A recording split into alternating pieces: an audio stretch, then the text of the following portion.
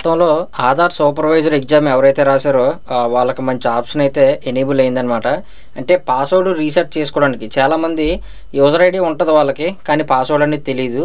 But ఏంటంటే ఇంతకుముందు మనం ఇంటికి వచ్చిన ద్వారా రిట్రీవ్ చేసుకునే ఆప్షన్ అయితే ఉండేది. ఇప్పుడు అది కాదు, డైరెక్ట్గా మనకి మొబైల్ నెంబరు అప్పుడు ఏదైతే మొబైల్ నెంబర్ ఇచ్చామో ఆ మొబైల్ నెంబర్కి ఓటీపీ ద్వారా మనం రిట్రీవ్ అయితే చేసుకోవచ్చు. అంటే పాస్వర్డ్ మళ్ళీ కొత్తగా క్రియేట్ చేసుకోవచ్చు అనమాట. బహుశా ఈ ఆప్షన్ నిన్నటి నుంచే ఎనేబుల్ అయింది అనుకుంటాను. అయితే ఇక్కడ యూజర్ ఐడి అనేది ఖచ్చితంగా తెలియాలి మీకు. అప్పుడు మీరు క్రియేట్ చేసుకుని ఉంటారు కదా, మీ మెయిల్ ఒకసారి చెక్ చేయండి. ఆ మెయిల్లో మీకు ఉంటుంది. ఒకవేళ ఇన్ కేసు లేకపోతే ఈ వీడియో కింద డిస్క్రిప్షన్లో మీకు వాళ్ళ మెయిల్ అయితే ఇచ్చాను, మెయిల్ అడ్రస్. దానికి మీరు మెసేజ్ చేసినా వాళ్ళు యూజర్ ఐడి అయితే ఇస్తారు. పాస్వర్డ్ మీరు సింపుల్గా క్రియేట్ చేసుకోవచ్చు అనమాట. వీడియోలోకి వెళ్ళే ముందు మన టెలిగ్రామ్ డీల్స్ ఛానల్లో ఇంకా ఎవరైనా జాయిన్ అవ్వకపోతే కనుక ఈ వీడియో కింద డిస్క్రిప్షన్లో లింక్ ఉంటుంది, అలాగే ఫస్ట్ కామెంట్లోనే కూడా ఉంటుంది, పిన్ చేసి పెట్టాను. మీకు అమెజాన్ కానీ ఫ్లిప్కార్ట్స్ కానీ ఇలాంటి బాగా డిస్కౌంట్లో వచ్చినప్పుడు ఈ సేల్స్ అనేది బాగా పోస్ట్ అవుతూ ఉంటాయి. మీకు ఇంట్రెస్ట్ అయితే కొనుక్కోవచ్చు, రేటు తగ్గుతుంది అనమాట. మెయిన్ ఇప్పుడు వచ్చేది పండగ సీజన్లో ఒకటి మంచి ఆఫర్స్ అయితే వస్తూ ఉన్నాయి. ఇక మనం వీడియోలోకి వెళ్తే ఫస్ట్ వెబ్సైట్ ఓపెన్ చేసిన తర్వాత ఇక్కడ ఐ ఫర్గెట్ మై పాస్వర్డ్ అని చెప్పేసి ఉంది కదా, దీని మీద క్లిక్ చేశారనుకోండి. ఇక్కడ మీకు చూడండి, గతంలో మనకి ఓల్డ్ యూజర్ ఐడి అని, ఓల్డ్ పాస్వర్డ్ అని, తర్వాత ఇంటికి వచ్చిన ఇవన్నీ అడిగేది అనమాట. ఇప్పుడైతే జస్ట్ ఓన్లీ యూజర్ ఐడి ఒకటే. ఇక్కడ యూజర్ ఐడి ఒకటి మాత్రమే అడుగుతుంది అనమాట. ఇప్పుడు ఆ యూజర్ ఐడిని మీరు ఇక్కడ ఇచ్చేసి ప్రొసీడ్ అని చెప్పేసి క్లిక్ చేయండి. క్లిక్ చేయగానే మీకు కింద 2 ఆప్షన్స్ అయితే వస్తాయి అనమాట. By secret question and answer అని చెప్పేసి ఒక ఆప్షన్ వస్తుంది. తర్వాత by mobile number, email ID, OTP అని చెప్పేసి ఒక ఆప్షన్ అయితే వస్తుంది.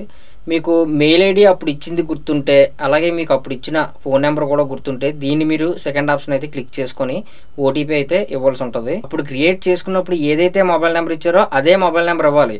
అంటే ఇక్కడ ఆధార్ కార్డుకి లింక్ అయిన మొబైల్ నెంబర్ అనే కాదు, మీరు గతంలో క్రియేట్ చేసుకున్నారనుకోండి, ఆధార్ నెంబర్ అనేది ఒకటి, ఆధార్కి మొబైల్ నెంబర్ లింక్ అనేది ఒకటి ఉంటుంది. తర్వాత మళ్ళీ మీరు చేంజ్ చేసుకోవచ్చు, చెప్పలేము. కాబట్టి ఇప్పుడు మళ్ళీ ఆధార్కి మొబైల్ నెంబర్ చేంజ్ అయింది కదా, ఈ నెంబర్ ఇద్దామని చెప్పేసి అనుకుంటే అక్కడైతే అవ్వదు.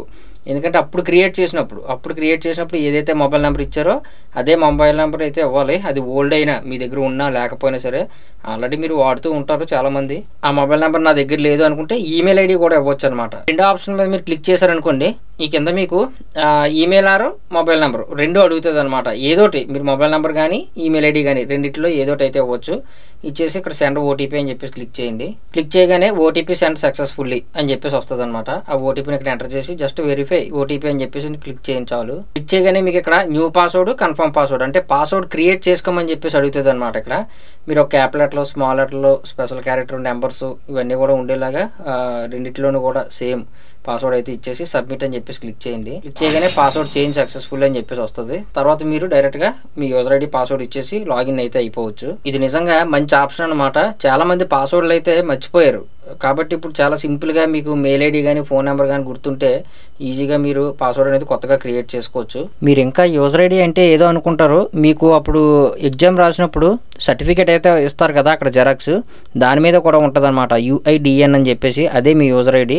మీ సర్టిఫికేట్ ఉంటే కనుక దాంట్లోనూ కూడా ఒకసారి చూడండి, ఉంటుంది. మీకు ఇంకా ఈ ఆధార్ సూపర్వైజర్ ఎగ్జామ్కి ఎలా అప్లై చేయాలి, ఆథరైజ్ లెటర్ గురించి, అలాగే మీకు పూర్తి డీటెయిల్స్ ఈ వీడియో ఇక్కడ పెట్టాను, చూడండి. ఇది మన ఛానల్లో 2 రోజుల కిందట పెట్టిన వీడియో అనమాట.